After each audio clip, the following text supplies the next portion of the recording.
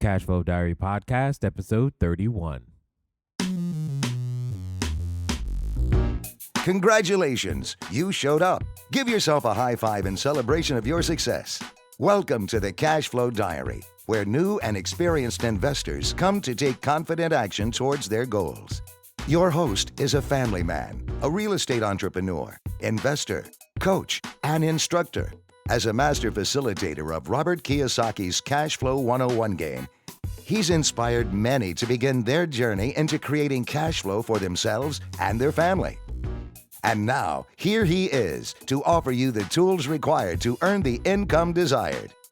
Your cash flow coach, Jay Massey. Well, hello there. Glad that you have joined us one more time. I know that you're excited if you are excited for the upcoming holidays. Well, that's part of what we're going to talk about, because I know what can happen during the fourth quarter is that a lot of us may decide to say, I can take time off and start next year. No, there's still time left in this year. So that's what we're going to be talking about, is how to get the most out of the next 60 days via the techniques known as time management. And more importantly, let's just call that resource management. With that being said, if this is your first time joining us, feel free to go over to learninvestingnow.com, learninvestingnow.com. Place your name and email in the box, and you'll start getting our free e-course on learning how to do wholesaling. It's basically a process where you learn how to buy and sell property using none of your own money or credit. If that interests you, feel free to go over to learninvestingnow.com, get your free course, and get started now. Also, if this is your first time, feel free to listen to episode 1 to understand a little bit about how we operate and what it is that we're all about here at the Cash Flow Diary. All right, let's get right into it. Today's cash quote is, I am definitely going to take a course on time management just as soon as I can work it into my schedule. I thought that was a little funny. It comes to us from Lewis E. Boone. He was a United States academic author. That means he literally wrote textbooks on business and economics. And I just thought that was interesting that, he said, definitely funny for sure, that, you probably said something similar, right? I will go ahead and get that course on time management. I'll get started on that thing as soon as I can work it into my schedule. And one of the things that, we definitely want to be aware of is that we all have as much time as we need to get whatever we need done. And that's just one of the core things. So it's not a matter of working it into your schedule. It becomes a matter of many different other things that we're going to be talking about here on this particular episode. All right. So what do I mean when I talk about resource management? Well, in order to even think about resource management, you must think about what are the resources that I have available. In general, I tend to put the resources into 4 different categories. Now, there are more resources than these, and I'm aware of that, but I tend to think of them in 4 different categories because that's just kind of how I was taught. The 4 categories are knowledge, time, money, and credit. Knowledge, time, money, and credit.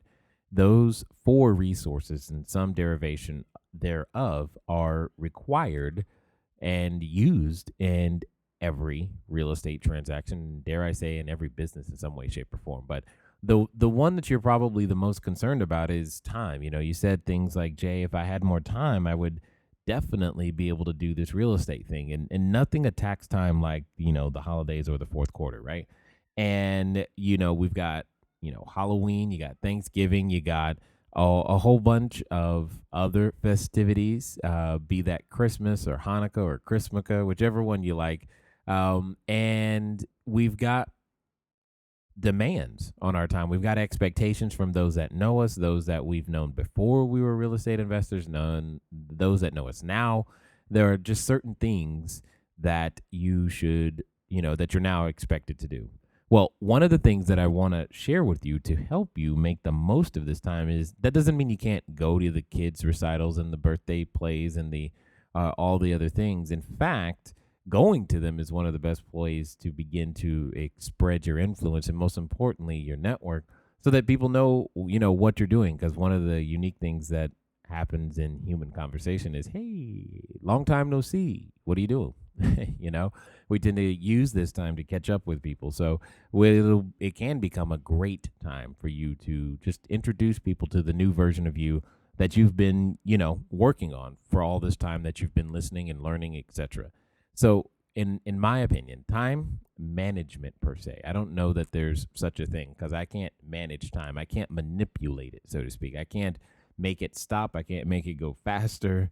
And there have been times in my investing career where I've wanted both, where you want to make it stop, where all the rent comes in. You're like, ooh, yes, I just love that feeling, right? Or, there have been times where you want it to go faster when, you find out something, bad has happened, or more importantly, a vacancy occurred. You're like, oh, how do we get over that really quickly?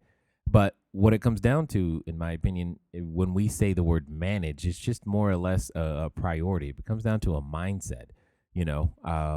We've got to decide what's a priority, because you and I, you probably already know this, but you and I only get 24 hours in any given day. That's it. No more, no less. So we're all given the exact same amount, and it's how you and I prioritize, those hours, minutes, seconds in a day, right? And that's what makes the difference, in a year. How do you measure a man's life, right? And it comes down to what he or she prioritized. And so what it comes down to is that some of the things that you expect of yourself should be changing now that you're a real estate investor. You should still expect of yourself, even during this time, to write offers. You should still expect of yourself to accept offers, to open escrows, to close escrows, because you're now paid for generating a result.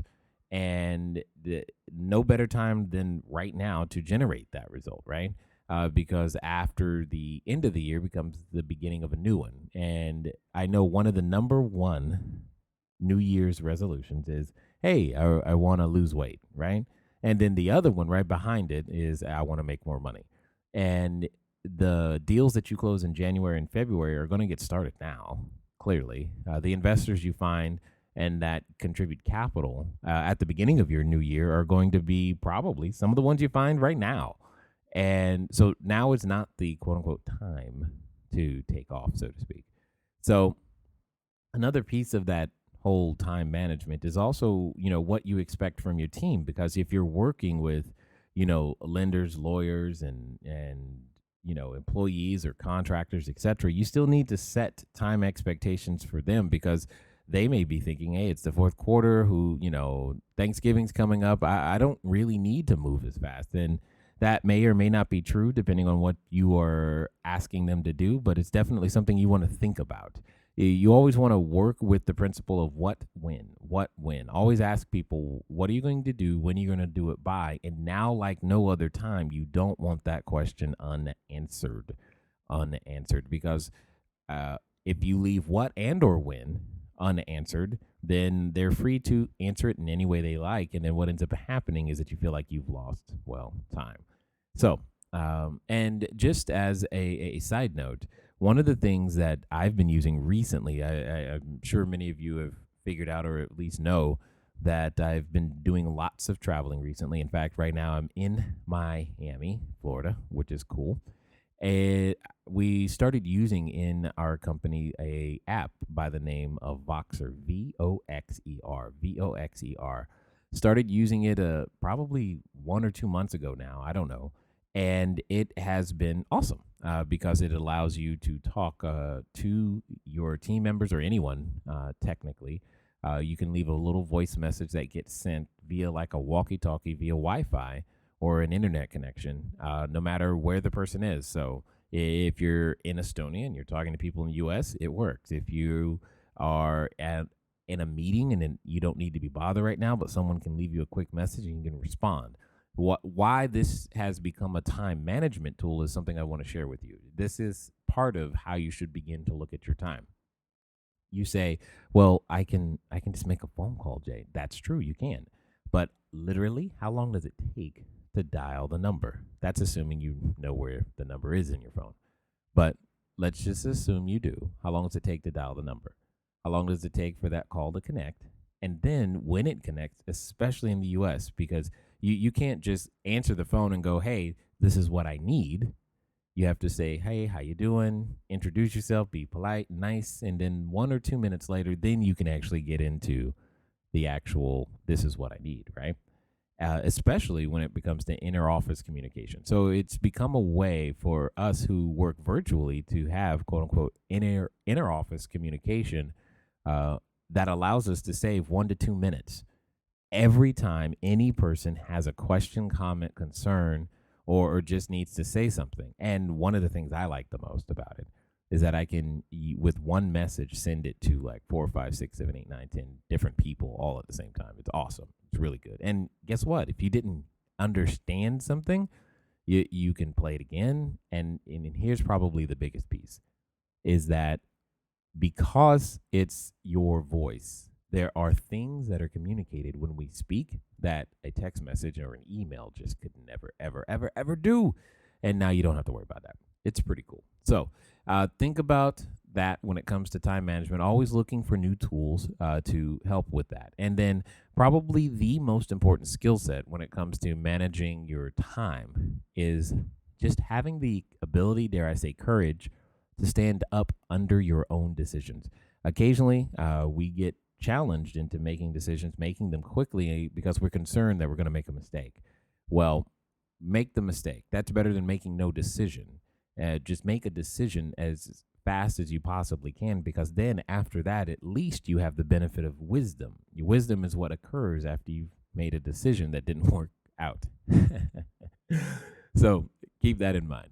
One of the other resources that I was talking about is money or credit. Now I'm going to put money, credit, as well as equity all in the same little category. What does that mean? Well, in this particular case, money and or credit simply is exactly that, money and or credit, but it comes down to understanding economics a little bit. Now, I didn't really major in economics, as many of you know. I didn't even finish college. But in high school, I remember something about economics being a science of unlimited wants versus limited resources or something like that. One of you will send me an email with the actual definition, I'm sure. Anyway, and that's when it comes down to understanding focus. That's literally how you can work when it comes to managing the resource of money or credit. What do I mean by that? Is you and I must make more choices about where to apply our energy. Now, in my opinion, money is just stored energy that we get to release every time we use it to obtain a good or service from someone else. So just keep that in mind. So in this case, when it comes to money or credit or equity, some of the things that you want to be thinking about are leverage, return on investment, inflation, as well as taxes. Now, all of those 4 topics in and of themselves are hours long conversation. Obviously, we're not going to be talking for hours this time, but when it comes to leverage and return on investment, you want to be thinking about, how can you achieve more with as little of your own or as little of that resource as possible. That's kind of where leverage comes from. Is like if I can use the least bit of my own but still achieve the exact same result, then that's part of being able to manage my unlimited wants versus my limited resources. In the U.S. anyway, the financing allows us to do that. As many of you know, I just came back from Estonia not too long ago, and their financing isn't the same over there, which is neither here nor there to this particular conversation. But because they have the same unlimited wants, their resources are that much more precious because when you have to put 20, 30, 40% down versus less, it makes it hard you got to make better choices immediately because you don't get to play the game as frequently as we might be able to do so in the US simply because of our leverage structure. Return on investment has to do with the speed. Think about that in terms of speed, how fast you get your money back. Now, there was a question the other day that I saw, what's more important? So here is something that I'm going to ask you. What do you think is more important? Is it more important to have return of your principal or return on your principal? And, you know, you're going to have to answer that question, but I'm going to suggest that return of is more important than return on. So the question becomes is how soon can you get all of your money back? Because by my definitions, you don't make profit until after you've gotten all of your money back. So you may make an investment today. So let me give you some real numbers. So if you made an investment today of, I'll just make up something, say, let's call it 100,000 or 200,000 or whatever, $100,000. The math is easy. And in the first year, you got $7,000 back. Technically, by measuring return over investment as cash received over cash invested over 12 months, you got, 7%. Great. Wonderful. However, you haven't made profit yet because you still don't have 100% of your money back. So the question becomes is how many years of earning $7,000 a year would you need before you have your $100,000 back? Just do simple math. Take 100 divided by 7. You're going to come up with a number. That number gives you how long in years it would take before you, quote unquote, are in the profit. Now, what does that mean? That means if it was your only $100,000, you would have to wait that long before you would be able to duplicate that same type of deal that you just did again. That's what that means. And in this particular case, what that really means is that you would have to wait 14 years, 3 months, and about 13 days. 14 years, 3 months, and about 13 days in order to make that happen. Now, the question is, are you satisfied with that? I don't know. Some of you may be, and that's okay, because you may not be trying to grow the portfolio as much as you are trying to live on the income. But it's something to think about because you have to be able to, quote unquote, manage those resources, i.e. give priority to what's important. When you start looking at that, you also have to consider, obviously, inflation and taxes. And you're going to have to make decisions on what is inflation and what is my taxes and what would I like them to be. Inflation is one of those things that's a little difficult to control for you and I. However, we can plan for it. We can't manage it, but we can plan for it. And many people, unfortunately, don't. And that's what I learned as a financial planner many years ago is that many people actually don't plan for inflation. And that's just due to a lack of financial education. Now, you, on the other hand, have the option of choosing to plan for inflation or not. And one of the many ways you can plan for inflation is to have a source of income, a stream of income, if you will, that can be adjusted based upon, normal market conditions. One of the reasons I actually prefer rental real estate is because the renter knows that rent typically goes up. And that's good. That's good for the person who has the good or service that is renting or being rented, right? So inflation or real estate can be used in many different ways to hedge against inflation, okay? And that's the fancy way of saying planning for inflation or money to become worth less over time is called hedging. Same thing with taxes. The good thing about taxes, especially in the U.S., is that not just in the U.S., but you can also do this in many, many other jurisdictions. What it comes down to is that it's almost like inflation. There has to be a plan in place. You have to plan taxes, and there's a penalty for not planning, and that penalty is called paying taxes.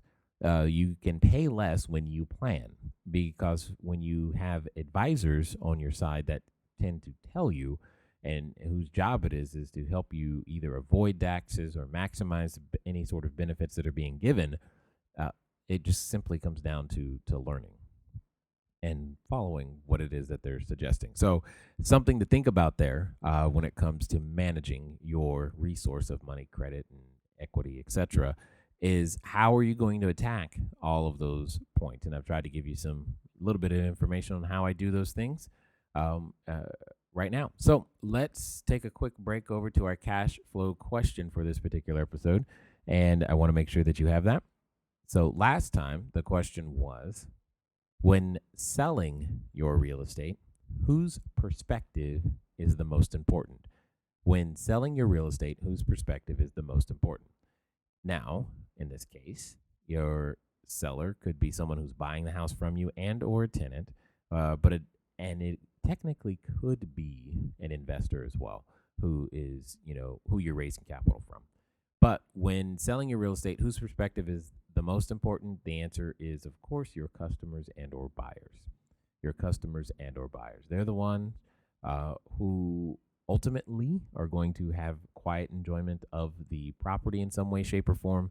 And it's their opinion that when they see when they see value in your property, they will exchange that value for cash, which is usually called a sale.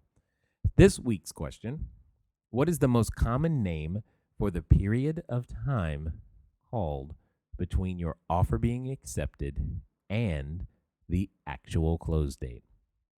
I'll repeat that. What is the most common name for the period of time called between your offer being accepted and the actual close date? You want to send your answers into cashflowquestion@cashflowdiary.com. Again, that's cashflowquestion@cashflowdiary.com, or send in, or you can call your answer in. It's 800-689-1764, 800-689-1764. All right. One more piece here. We were talking about managing your resources. And one of the most important resources, especially right now, to manage is your knowledge. Remember, I said the resources were knowledge, time, money, and credit in general categories. And now I want to talk with you for a small second, just simply about knowledge. Now, when I say knowledge, some of you may think, well, I already went to school. Let me ask you this. When do you really stop learning? And if you said when I finished school, then you haven't. You're behind the curve. You never really stop learning.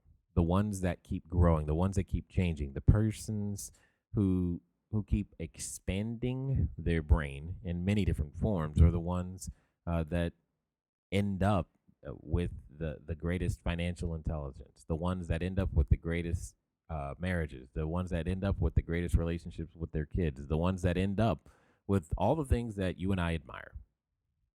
Well, the question is, how can you gain more knowledge?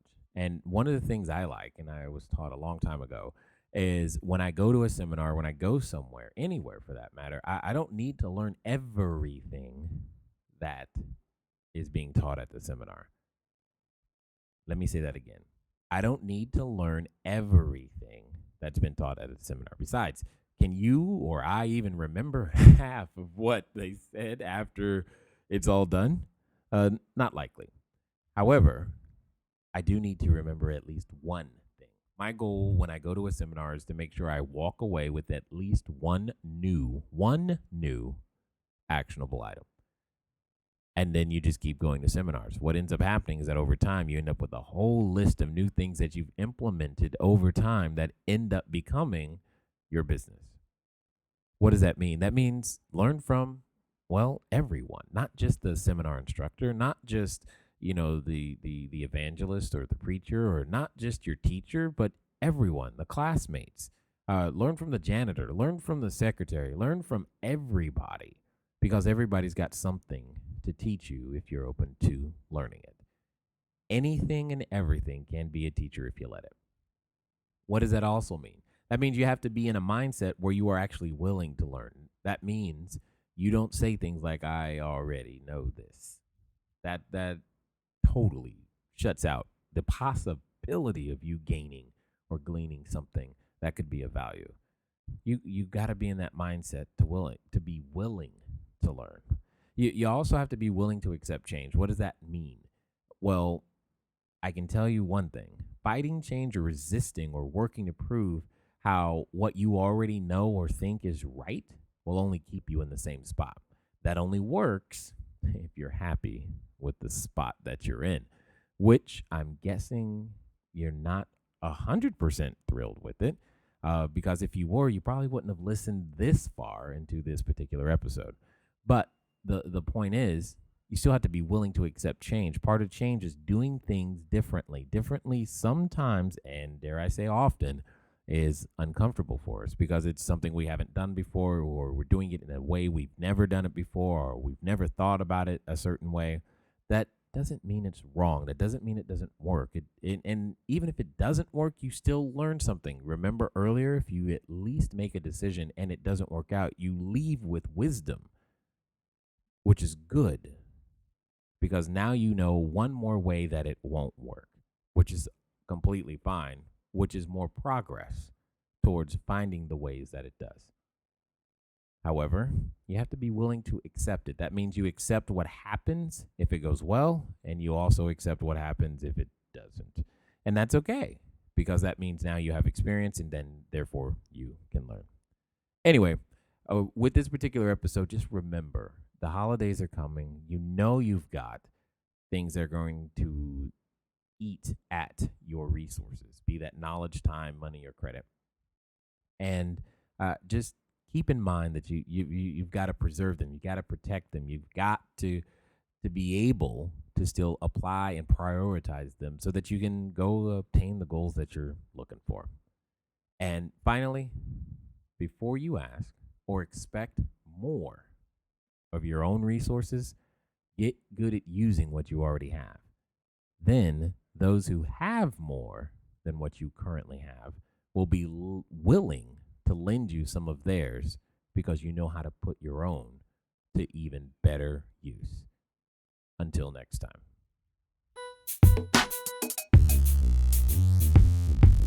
Thank you for investing your time with Jay Massey and the CashFlow Diary. When you have a moment, please visit iTunes and leave a positive comment about the show. And go now to our website, CashFlowDiary.com, to take advantage of our free business building course, Cashflow Foundation. Gain the knowledge, understanding, and skill that will teach you how to never need a job again. Until next time.